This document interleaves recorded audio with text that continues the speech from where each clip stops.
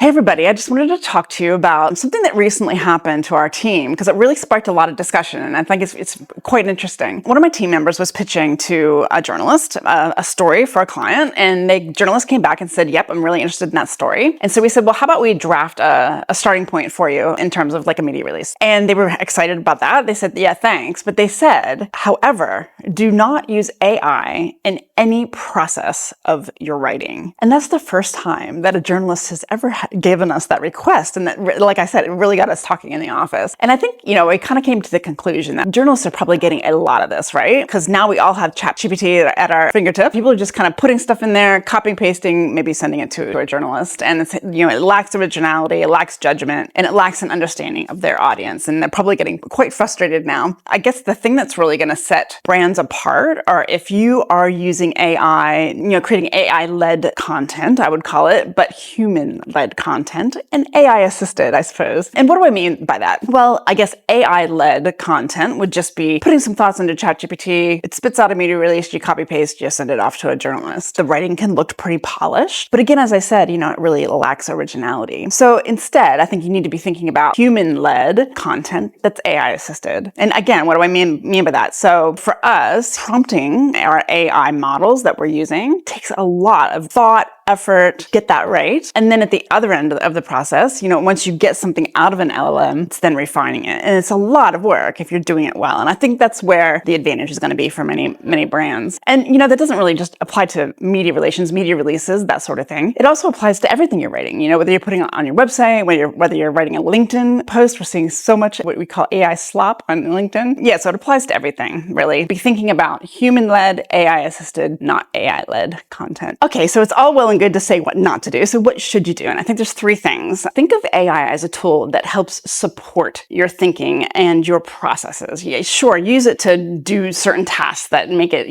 simpler. Use it to enable your writing, but don't let it replace your writing. The second thing is always to ask yourself, whatever you're creating, is it original? Is it adding value? Is it something that's sort of adding to the conversation, as we like to talk about around the office? And the third thing I think to be thinking about is always that last pass of something across a human's eye is very important. If you're not the person to be looking at it, get a senior comms person to be looking at something before you put it on your website, before you send it to a journalist. That last pass by a human is really important. So keep going with AI. It's certainly here to stay, but be purposeful and be cautious. And I would say just don't outsource your brain to ChatGPT.